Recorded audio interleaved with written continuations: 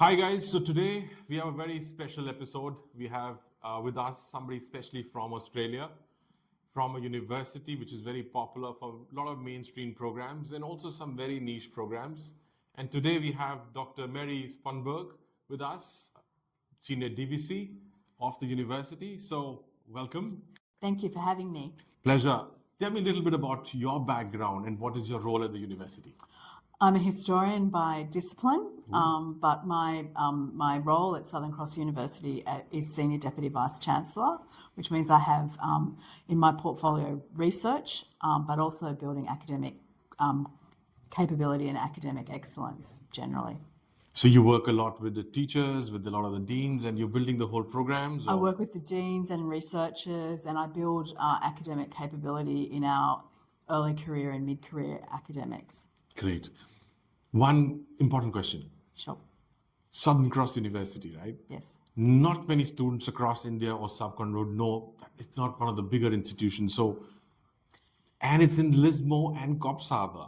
And the Gold Coast. And the Gold Coast. All three destinations are holiday destinations. Yes. So tell me a little bit more about the destinations. Look, they're holiday destinations, but they're also, because they're holiday destinations, they're some of the most beautiful places in Australia. They're in some ways they're quite similar, but in other ways they're very different. The Gold Coast is obviously it's very close to the beach. It's got a lot of tourism and hospitality. Very beautiful region. It's very close to the airport, so that's great for student mobility. But it's also very connected to the Gold Coast generally. So it's great for student internships, student work with industry, student work integrated learning, and also student employment. There's a lot of work on the Gold Coast. Lismore is our main campus. It's a very research-focused campus. It's got a lot of labs, both research labs and commercial labs. It's one of the most beautiful campuses in Australia, and it really, Lismore's a magical area, really, and it's had a long-standing Indian community there, actually. Oh, interesting. Okay. As has Coffs Harbour. Coffs Harbour is, again, a very beautiful part of the east coast of Australia, very close to some of our really beautiful beaches. We have a marine institute in Coffs Harbour because it's got one of the few saltwater research facilities in the country. Wow. And that's where a lot of our marine science is actually based. It's also a campus that we've invested quite considerably in recently, both as a university and the federal government, building a new health precinct for our sports and exercise science, and also for psychology. And we believe that that those two disciplines are really new and strong disciplines, and they get a lot of interest from local students, and we hope we get a lot more interest from international students too. Very interesting. I did a little research. So Lismore has a population of 45,000, and right, yes. I think Coffs Harbour is about 80,000 a lot. Yes. That's not a lot, right? So when students are looking at this whole concept of regional, yes, they think it's some godforsaken place. What will I do? Will they have housing?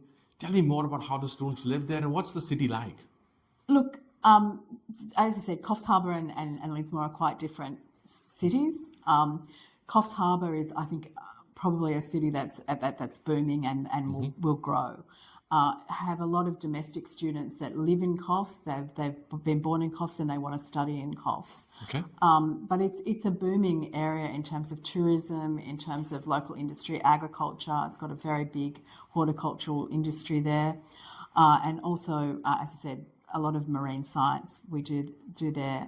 I think that they're not, they are smaller regions, but actually I think that's great for students. I worked at a major metropolitan university. Students are really anonymous in that space. They don't really, know who they're working with. They don't meet other people. It can be quite alienating. Whereas working in a smaller university, you get to know people, you get to know domestic students as well as international students. And I have to say that the regions are much friendlier to work with. And people, I think, will find employment easily in those regions. Interesting. And, look, they're also really beautiful places to live. accommodation in those regions is always a little bit can be a bit tricky, but I think that's true in metropolitan areas too. There is a real demand for housing across Australia. Yeah. Yeah, interesting. So 40,000 means that everyone in the town would literally know each other. Look, You know, it's like a very small town in India. Lismore, yeah. Look, I think that Lismore, the actual township is small, but it has like about 25 satellite villages, and there's lots of people living in those areas. They call it the hinterlands, and that's there are a lot of people in there. It's also only 25, 30 minutes probably from Byron Bay, which is one of the major holiday destinations in Australia. So a lot of people like travel back and forth between Lismore and Byron Bay for work and for pleasure, and there's a lot of things. Look, you know, for the regions, you know, for someone who's lived their life entirely in the metropole, you know, I've never been bored. There's lots of things going on. There's great theatre, there's great food, there's really interesting cultural events all the time. There's great sporting events. So although it's small, it's a great place to live. And I think students who come to the region have a great experience because of the kind of unique qualities of the region. And I think that is that proximity to Byron Bay, particularly for Lismore, makes it a really great place. It's a very international place. There's lots of people there. Interesting. So Byron Bay then becomes like a good hotspot for jobs, so part-time for students, I think. If not many in Lismore, but they can just, 25 minutes is not much. It's hardly a drive, right? Yeah. So there are good public transports that take students up and down from Byron Bay, or what's the means of transport? There are buses, definitely. There are buses, and most people have a car in the region, I guess. That's, you know. It's easy to buy a car in Australia. It's easy to buy a car in Australia. It's not expensive, and I think it's easy to get a license. You can... and a lot of students don't live in Lismore. They live in the villages. The villages, it's cheaper there, and good housing there as well. Yes. Very interesting. So, your purpose in India now, and you're traveling here, is a lot to do with research. What are you expecting out of India? What are you looking at? Look, we were here for the QS Indian Thought Leadership Conference, which was all about partnership and for international universities to find out more about what India wanted in relation to partnerships. And I think partnerships are like anything, you know, you have to work with them. They can't be one-dimensional. They can't be just one way. They need to be, you know, shared. You need to have shared expectations and shared vision. Right. And so it was more about a learning experience at that conference, but also I'm travelling with a number of my researchers that have actually long-standing ties with India. And they are ties that go well beyond just a research partnership. They often work with student placements, us bringing Australian students to India to learn more about, say, the nursing experience in Belgavi. We work with KLE. Okay. We also have long-standing partnerships around naturopathic and complementary medicine. And again, student placements, research projects, co-design curricula, all of those things. So it's not one-dimensional. I think that's really, really important. And it's very much, you know, we know that Indian nurses, for instance, have amazing clinical skills. Right. Our nurses have really great communication skills. So it's kind of that mutual learning and shared knowledges and learning from each other. That's how I see it. And not just with nursing, but with everything. So you need to have, things can't be one way. No, I think research is a two-way street. Yes. You know, I think it's learning from each other countries, and there are very good researchers in India and the subcontinent. Yes, I think absolutely. So, are you working with some universities in India already on research projects? Yes.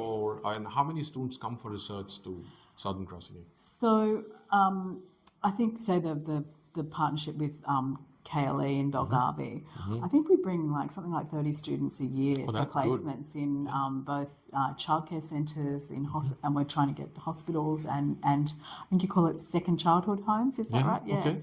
That's a completely different concept for us for aged care. So it's good for students to see something quite different and learn what might be possible in Australia, because I think they learn some pretty interesting things. Very nice. We also have partnerships also with KLE in Belgavi around complementary medicine and naturopathy, yoga, Vyasa University as well.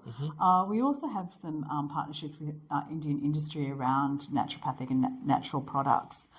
We have one of the few university accredited labs that accredit natural products, and we work with those industries that want to produce natural products and want to get Australian accreditation for them.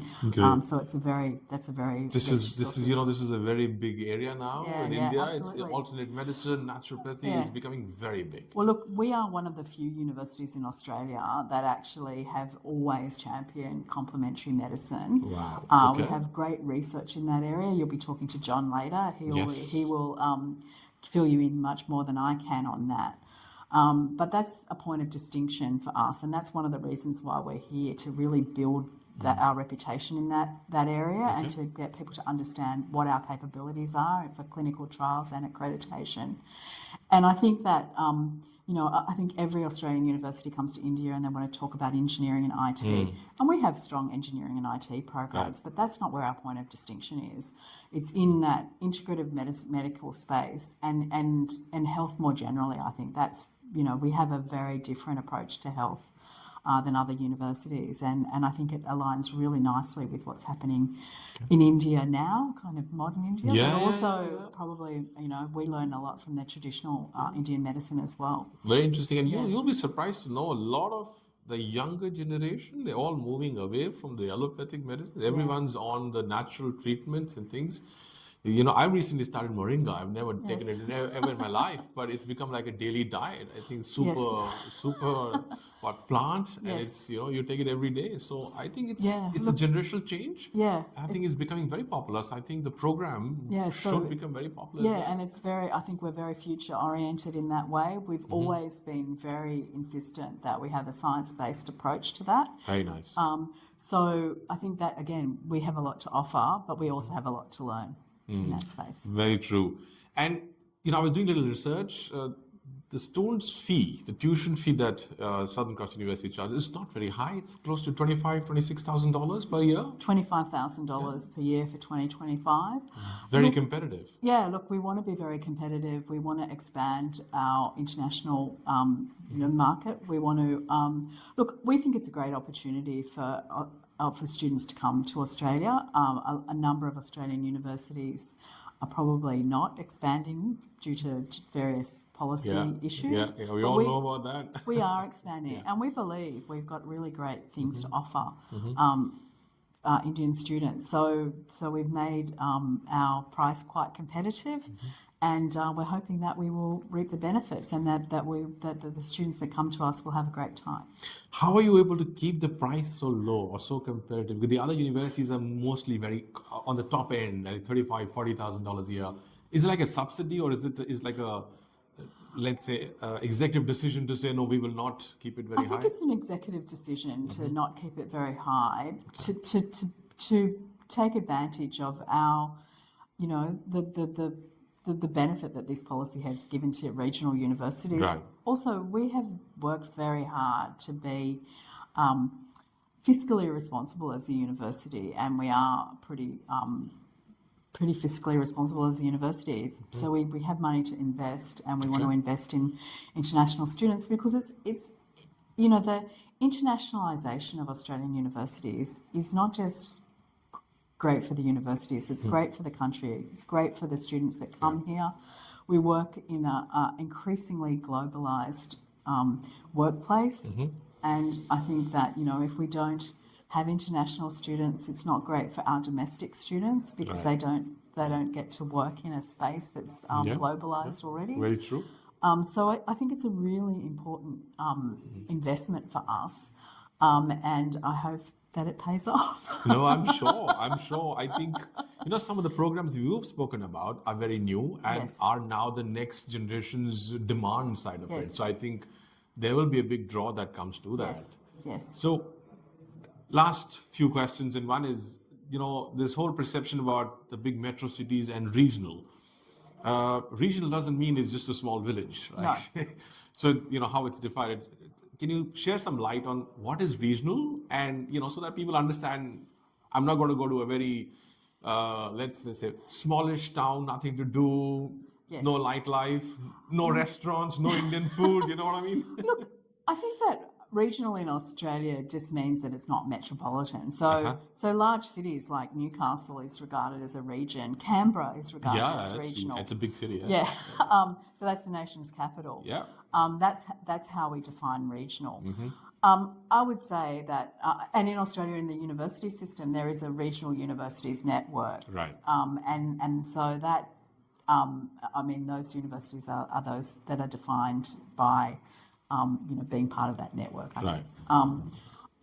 But I think that, you wouldn't necessarily think of, the region that I work in as a tiny region, even though Lismore only has 40,000 people. It is a much bigger. The Northern Rivers is really one of the most popular destinations for people to come and live post-COVID because it's such a beautiful place to live, but also because it shares many of the advantages of the city in terms of cultural events, in terms of amazing beaches, in terms of, great food but it also has a really nice country town vibe in that people know each other and they're friendly. I mean, the other thing about Lismore is that it's a very diverse population because you do have the traditional, farmers who've lived there for very many years, but you've also had lots of people who've come from the city over the last 40 years. Good quality of life. Tree changes, quality of life, very diverse population. It's probably one of the most diverse populations in Australia on the Northern Rivers. So it's a great place to kind of come and be part of that community. And you have students coming from India, Nepal, Sri Lanka, Bangladesh, all of them coming there, and yes, we do. Yeah. And as I said, there's been a long-standing Indian population in both Coffs Harbour and Lismore for a very long time, probably since the 19th century. Lots of Singhs in Lismore. Yeah. So, is that for farming or is it for? I think they came originally as to farm bananas. Yes. Oh, yeah. But now my local deli is owned by the Singhs, a Singh family, and they have got most amazing French cheese, better than what I could get in Sydney. They're super in dairy farming. That's how, we love them. Yes. Interesting. Yes. Great. Yes. So, Dr. Mary, I know you're not a small university, but how do you see yourself? How do you see University of Southern Cross? And where does it stand? I think we are a small university, but we are small, but we are mighty, and we've been very committed to building research excellence. So we're climbing up the rankings. And as I said, I don't think small is a bad thing. I think small is a great thing for international students because I agree. They get to meet people, they get to understand the community, and they get known, and I think that's great for international students. So I think that we are trying to play to our strengths and play to our points of distinction, as I've spoken about. And I think it's a valid point. Small means students have a better community within themselves. They don't get lost. I think Caltech is a small university. Oh, yeah, it is a base. I don't think small is a bad thing. No, I think it's a very good thing because I think a lot of Indian students, when they come, they're scared about getting lost in a bigger city or not being able to make friends. Yes. And I think a smaller university makes it much more easier for them to adjust. Yes, absolutely. Yeah. Great. Yeah. So thank you very much. Well, Thanks for taking out your time, giving me time. It was lovely to talk to you. And I hope you get more good researchers coming to the university. Thank you. And I hope you have very good niche programs. Yes. So, yeah. Great. Thank you very much for your time. Pleasure. Thank you.